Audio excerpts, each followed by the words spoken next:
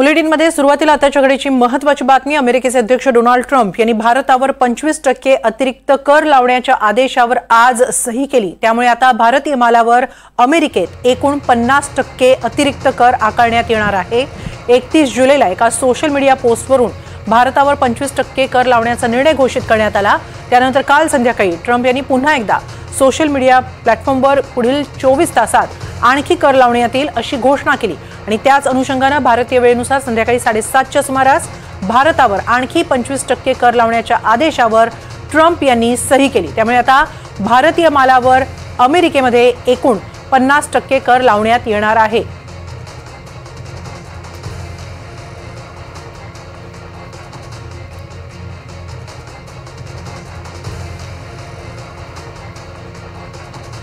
दरम्यान याच बातमीवर आपण अधिक चर्चा करणार आहोत. आपल्याबरोबर आहेत आंतरराष्ट्रीय विषयांचे अभ्यासक उदय तारदाळकर.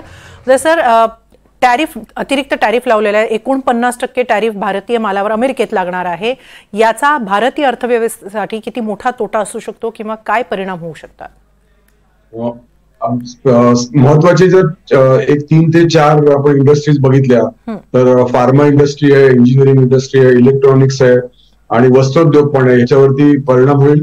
आणि आता येते साधारण 3 महिने तरी मला वाटतं सगळं चित्र धुसर राहील की आपल्या जो एक्सपोर्ट आपल्याकडून जो जातो तर त्या व्यावसायिकांना कळणारच नाही की आपण नक्की काय करायचं. कारण दरवेळेला काही घोषणा होते, परत काही वेळ दिला जातो ज्या निगोशिएशन साठी असेल. आणि एक गोष्ट आपण लक्षात घेतली पाहिजे, आपल्याला 90 दिवसाचा जो वेळ मिळाला होता त्याच्यामध्ये आपण मिनी डील पण करू शकलो नाही. अर्थात त्यासाठी दोन्ही बाजूनी तयारी लागते, पण मिनी डील सुद्धा न झाल्यामुळे आता मला वाटतं हे थोडं एक्स्ट्रीम स्टेप्स दिसत आहेत. 25 आणि परत 25 असे 50% आता लागले.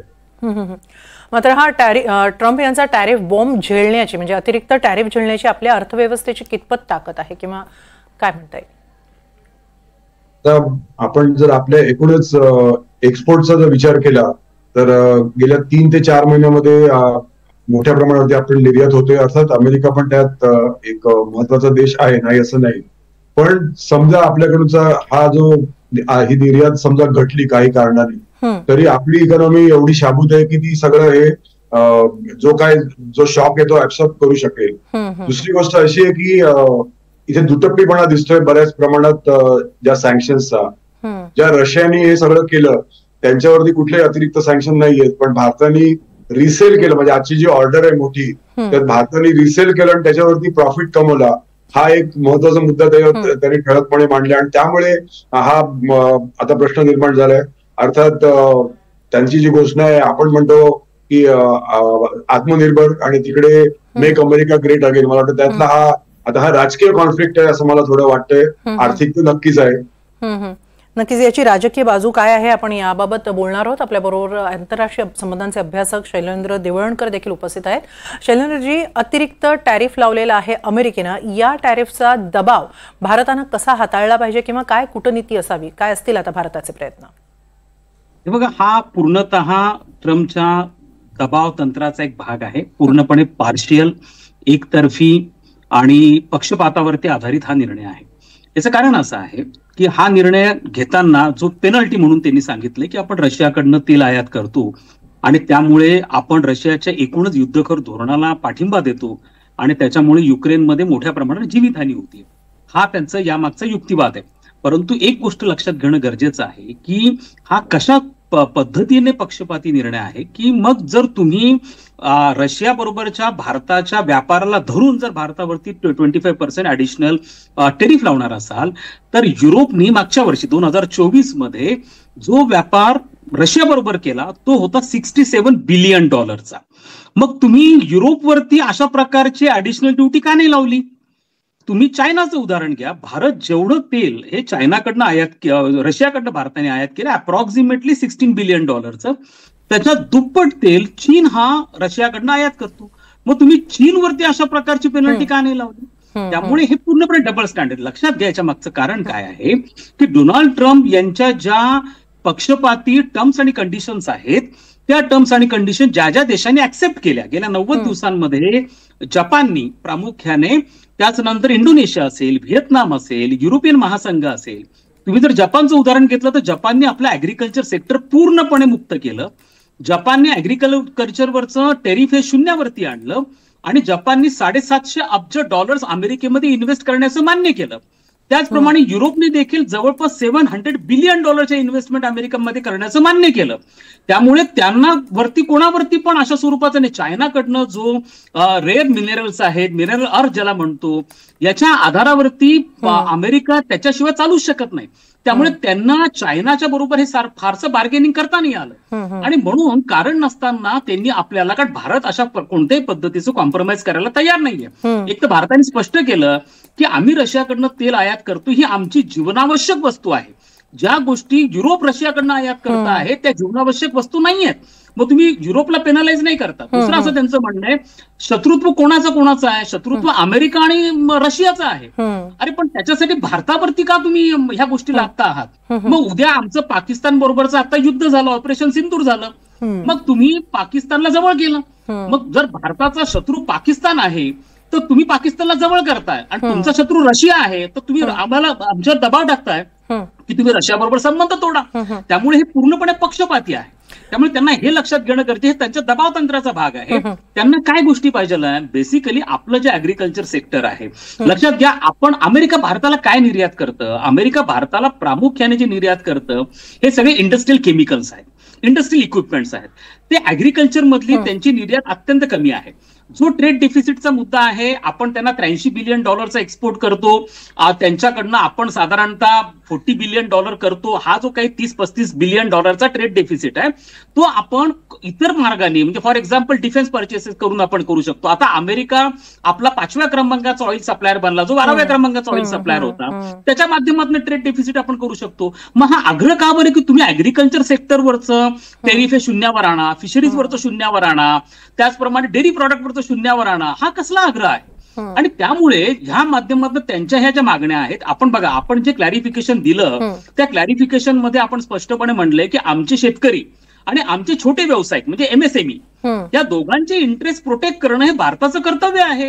त्यामुळे आपण आपले इंटरेस्ट, भारतानं म्हटलेलंच आहे की भारत आपलं स्वतःचं हित आधी जपणार आहे आणि भारताच्या हितालाच भारताचं प्राधान्य असणार आहे. मात्र अशा वेळी नेमकं भारताने काय करायला हवं? एकच मुद्दा फक्त मी क्लिअर करतो. त्याच्या इम्पॅक्टसाठी एक लक्षात ठेवा की हा जो ट्रम्पला देखील माहिती, त्याच्या टीमला पण माहिती, त्याचा फार इम्पॅक्ट भारतावर होणार नाही. लक्षात घ्या, भारताची अर्थव्यवस्था ही एक्सपोर्ट ओरिएंटेड अर्थव्यवस्था नाही. भारताच्या जीडीपी मध्ये एक्सपोर्टचा वाटा फक्त 20% आहे. आपली चायनासारखी एक्सपोर्ट ओरिएंटेड इकॉनॉमी नाही आहे. चायनाच्या जीडीपी मध्ये एक्सपोर्टचा वाटा 53% आहे. भारतामध्ये डोमेस्टिक कन्झम्पशन हे 40% आहे आपल्या जीडीपीच्या. म्हणून पंतप्रधान मोदींनी परवा सांगितलं की तुम्ही स्वदेशीचा वापर करा, आपल्याला गरज नाहीये ह्या सगळ्या गोष्टींची. दुसरा मुद्दा असा आहे की जर तुम्ही भारताची टोटल एक्सपोर्ट 2024 मधली बघाल तर आपली गुड्स आणि सर्व्हिसेस मधला एक्सपोर्ट हा $900 बिलियन आहे. त्यापैकी अमेरिकेचा एक्सपोर्ट हा फक्त $80 बिलियन आहे. जर आपल्या ओव्हरऑल इकॉनॉमीचं साईज तुम्ही पाहिलायचं अप्रॉक्सिमेटली $4 ट्रिलियन, अमेरिकेबरोबरचा व्यापार कम्पेअर केला तर इट कम डाऊन टू 0.2%. त्यामुळे एवढा जो आपण करतो आहोत की याच्यातनं प्रचंड मोठा परिणाम होईल, तो अजिबात काही सेक्टर्स अफेक्ट होतील. फॉर एक्झाम्पल जेम्स आणि ज्वेलरीज. दुसरं आपण आहे अल्युमिनियम आहे, रबर प्रॉडक्ट्स आहेत, चामड्याचे प्रॉडक्ट्स आहेत. ऍग्रिकल्चरमध्ये आपण तांदूळ एक्सपोर्ट करतो, बासमती राईस एक्सपोर्ट करतो, प्रॉन्स आपण त्यांना एक्सपोर्ट करतो. त्यामुळे काही सेक्टर्स काही काळासाठी अफेक्ट होतील. पण ती आपल्याला एकमेव थोडी मार्केट आहे. आपण आता मुक्त व्यापार करार इंग्लंड बरोबर केलेला आहे. आपल्याला इंग्लंडची पूर्ण मार्केट ओपन आहे. 13 देशांबरोबर भारताचे मुक्त व्यापार करार झाले आहेत. त्यामुळे पॅनिक सिच्युएशन आपल्याकडे अजिबात नाहीये. त्यामुळे भारताच्या अर्थव्यवस्थेवर प्रचंड परिणाम होईल वगैरे असं नाहीये. आपण एक्सपोर्ट ओरिएंटेड नाही हो. डोमेस्टिक कन्झम्पशन आपल्या जीडीपीचा ग्रोथ रेट सस्टेन करण्यासाठी अगदी इनफ आहे. त्यामुळे याला फार महत्व देता कामा नये आणि याच्यासमोर अजिबात झुकता कामा नये. हे डोनाल्ड ट्रम्पच्या ह्या टॅक्टिक्स आहेत. यामधनं जग हे बहुध्रुवी विश्वरचनेकडनं एक ध्रुवीकडे जाती दादागिरी आहे त्यांची. आणि डोनाल्ड ट्रम्पचं पुढच्या वर्षी त्यांच्याकडे मध्यवर्ती निवडणुका आहेत. त्याच्यानंतर रिपब्लिकनच्या हातामधनं काँग्रेसच्या हाऊस ऑफ रिप्रेझेंटेटिव्ह आणि सिनेट दोन्ही पण जाणार आहेत. आणि डोनाल्ड ट्रम्पचं अस्तित्व पुढचे 3-4 वर्ष आहे. त्यामुळे हे अमेरिकेचं धोरण नाहीये. अमेरिका आणि भारत यांचे संबंध 20 वर्षापासून उत्तम आहेत. हे डोनाल्ड ट्रम्प यांचं व्यक्तिगत धोरण असल्यामुळे याला फारसं महत्व देता कामा नये. अजिबात आपण यांच्यापुढे झुकता कामा नये. नक्कीच, जसं राहुल गांधींनी म्हटलं की हे प्रकारचा आर्थिक ब्लॅकमेलिंग आहे आणि जसं तुम्ही सांगत आहात की हा फक्त दबावाचा प्रयत्न आहे आणि याच दबावाच्या प्रयत्नाच्या पार्श्वभूमीवर पंतप्रधान नरेंद्र मोदी यांचा आता ऑगस्टच्या अखेरीला चीन दौराही होणार आहे. त्याचबरोबर अजित डोवाल सध्या रशिया दौऱ्यावर आहेत. उद्या ते रशियन प्रतिनिधींशी चर्चा करणार आहेत. हे सध्याचं टॅरिफ युद्ध पाहता या घडामोडी किती महत्त्वाच्या आहेत? RIC साठी पुन्हा प्रयत्न होत आहेत का आणि ते किती सफल व्हायला हवेत किंवा ते व्हायला हवेत का? मुळात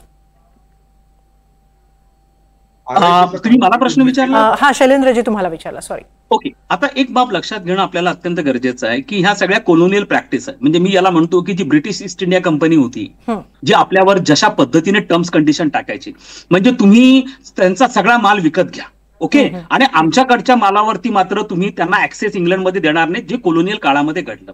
आपण हे लक्षात घेणं अत्यंत गरजेचं आहे की जी गोष्टी यापूर्वी आपण क्लॅरिफाय केली की आमचं परराष्ट्र धोरण हे आमच्या राष्ट्रीय हितसंबंधांवरती आधारित आहे. आम्ही स्ट्रॅटेजिक ऑटोनॉमी ज्याला आम्ही म्हणतो, सामरिक स्वायत्तता, हे आमच्या परराष्ट्र धोरणाचा आधार आहे. अमेरिका आमचं परराष्ट्र धोरण डिसाईड नाही करणार. आमच्या लोकांच्या, सर्वसामान्य जनतेच्या आर्थिक आकांक्षा हे आमचं परराष्ट्र धोरण निर्धारित करतील. त्यामुळे अजित डोवाल हे रशियाला गेलेले आहेत, पंतप्रधान मोदी हे चीनला जात आहेत आणि त्यांनी हे लक्षात ठेवणं गरजेचं की 10% ऍडिशनल ड्युटी ज्याला म्हणू ती ब्रिक्स नेशनवरती लावलेली आहे. मला असं वाटतं की चायनाचं त्यांच्याबरोबर जरी झालेलं असलं आता एक अग्रीमेंट, तो त्यांच्या रेअर अर्थ विषय झालेला आहे, मिनरल्समुळे झालेला आहे, परंतु फार काळ टिकेल असं मला वाटत नाही. दुसरा मुद्दा असा, जपानमध्ये डिस्कंटेनमेंट प्रचंड मोठ्या प्रमाणावर सुरू झाला आहे. जपानने अशा प्रकारचं गव्हर्नमेंटनी का डील केलं याविषयी असंतोष सुरू झाला आहे. सिमिलर प्रकार हा युरोपमध्ये आहे, कारण ट्रम्प इथं थांबलेले नाहीयेत. त्यांनी टेरिफ प्लस प्लस नावाचा प्रकार सुरू केलेला आहे, ज्या टर्म्स कंडिशन यांना होणार नाही. ट्रम्पला ह्या सगळ्या टेरिफच्या प्रकारात 300 अब्ज जनरेट करायचे आहेत. अमेरिकेच्या अर्थव्यवस्थेचा आकार $36 ट्रिलियन आहे, त्यांच्यावरती कर्ज जे आहे ते $40 ट्रिलियन आहे. प्रतिवर्षी त्यांना $1 ट्रिलियन इंटरेस्ट द्यावा लागतोय. त्यामुळे कुठेतरी $30 बिलियन ह्या टेरिफ मध्ये जनरेट करणं, ते एकट्या भारताकडनं जनरेट होणार नाहीये, त्यांना कल्पना आहे. त्यामुळे परत ते अशा प्रकारचा टेरिफ वाढवतील, अनेक देशांबरोबर त्यांचे इश्यूज निर्माण होतील. मला असं वाटतं की ब्रिक्स स्ट्रॉंग करणं आपल्याला अत्यंत गरजेचं आहे. त्याचबरोबर शांघाय कॉपरेशन ऑर्गनायझेशन सारखा पार्ट आहे, तो आपल्याला करणं आवश्यक आहे. एक नवीन आंतरराष्ट्रीय राजकारणात समीकरण आकाराला येऊ शकतात, ज्याच्या माध्यमातून जो टेंटालायझिंग ट्रायंगल ज्याला म्हटला जातो, तो टेंटालायझिंग ट्रायंगल म्हणजे रशिया, चायना आणि इंडिया हे तिघजण एकत्र येऊ शकतात. ही पॉसिबिलिटी नाकारता येत नाही. मला वाटतं हे का नको करायला. जर अशा स्वरूपाने अमेरिकेचा व्यवहार असेल तर हे करायला ऍब्सोल्युटली हरकत नाही. नक्की. उदयजी, आता सध्या जसं आपण म्हटलेलं आहे, तुम्ही सुद्धा म्हटलं, शैलेंद्रजी यांनी सांगितलं की या अतिरिक्त टॅरिफचा भारतीय अर्थव्यवस्थेवर फारसा परिणाम होणार नाही. हा आघात सुद्धा सहन करण्याची ताकद भारतीय अर्थव्यवस्थेमध्ये आहे. मात्र सध्या आपण काही मुक्त व्यापारही करत आहोत, जसं इंग्लंड बरोबर आपण केलेला आहे. त्यावर या अतिरिक्त टॅरिफ लागण्याचा काही परिणाम होऊ शकतो का? अमेरिकेकडून काही इतर देशांवर, म्हणजे ज्या देशांशी भारताचे मुक्त व्यापार करार झालेले आहेत, त्या देशांवर काही दबाव आणला जाऊ शकतो का? काय शक्यता वाटते? त्या दृष्टीने सध्या तरी काही वाटत नाही, कारण अमेरिकेने त्यांच्यावर जे करारच साईन केलेत. दुसरी गोष्ट अशी आहे की या ब्रिक्सच्या एकूण 5 देशांपैकी ब्राझीलनी तर त्यांच्याविरुद्ध सरळ सरळ असंच धोरण घेतलं की आम्ही तुम्हाला विचारणार नाही, आणि ब्राझीलने असं सुतोवाच केले की ते भारताशी चर्चा करतील, चीनशी चर्चा करतील. त्यामुळे आता ब्रिक्स कंट्रीला एकत्र येऊन जरुरीच आता आहेच. आणि आपल्याला 2 अंडरलाईन जे काही आपल्याकडचे ज्या काही गोष्टी आहेत, एक तर UPI, ते भारत मोठ्या प्रमाणावरती आर्थिक व्यवहार जे देशामध्ये जगामध्ये करते, 50% UPIच्या माध्यमातून होत आहेत. तर तिकडे डॉलरला काही पॅरलल इकॉनॉमी जर तयार झाली तर अमेरिकेला ते परवडण्यासारखं नाहीये. आणि आपण नेहमीच म्हणतो की डॉलर म्हणजे एक वर्किंग कॅपिटल अख्ख्या जगाचं. आणि अजून एक गोष्ट आपण लक्षात घेतली पाहिजे, फेडरल बँक म्हणजे फेडरल रिझर्व्ह आणि रिझर्व्ह बँक, रिझर्व्ह बँक ही ह्याचे मालक हे भारताचं भारत सरकार आहे. फेडरल बँक ही काही बँकांना काही जणांनी घेतलेली बँक आहे, ती सरकारी बँक नाहीये. आणि हे 100 वर्षापासून हा जो प्रकार चालू आहे, त्यामुळे फिस्कल डेफिसिट असू दे, म्हणजे त्यांच्यामुळे तर प्रचंड कर्ज आहे. पण आत्ताचं मला वाटतं जो डेफिसिट आहे भारत आणि रशिया अमेरिकेतला, तो अगदी किरकोळ आहे. त्यामुळे आजचा जो हा निर्णय हा राजकीय जास्ती आहे, आर्थिक कमी आहे. आणि राजकीय संघर्ष आहे, त्या राजकीय संघर्षावरती कसं डील करायचं हे मला वाटतं आतापर्यंतच्या आपल्या पंतप्रधानांनी त्याचं एक उदाहरण घालून घेतलंय. त्यामुळे भारताला त्या बाबतीने काही घाबरायचं कारण नाही. अजून एक गोष्टीचा उल्लेख करतो, ज्या ह्या आजच्या घडीला ज्या घडतायत, एक असं स्टेटमेंट आलं की भारतीय जे स्टुडंट्स आहेत त्यांनी इकडे शिका आणि 1 महिना राहून घरी जा, असं एक स्टेटमेंट आलंय अमेरिकेकडून. म्हणजे याचा अर्थ काय तर तिकडे तुम्ही आता जॉब बघू नका H-1B व्हिसा खाली. आणि आज किंवा उद्या मला वाटतं ऍपलचे सीईओ टिम कुक हे जवळजवळ $600 बिलियन ची इन्व्हेस्टमेंट अमेरिकेत करणार आहे. म्हणजे तिकडे सुद्धा आत्मनिर्भर हा जो प्रकार चालू होणार आहे. या सगळ्या धर्तीवरती मला वाटतं भारताने काही घाबरण्याचं कारण नाही आणि कुठेतरी एक टफ धोरण भारताला नक्कीच दाखवावं लागेल आणि त्यात राजकीय मुत्सद्दीपणा हा खूप पुढे येईल. कारण तुम्ही एका बाजूने तुम्ही सांगताय की भारत हा आमचा मित्र आहे, मग लाडक्या मित्राला तुम्ही अशी वागणूक देणार का, हा एक मोठा प्रश्न. नक्कीच त्यामुळेच हा एक राजकीय दबाव अधिक वाटतोय आर्थिक बॉम्ब असण्यापेक्षा. खूप खूप धन्यवाद तुम्हा दोघांचेही या बुलेटिनमध्ये ही सगळी चर्चा केल्याबद्दल.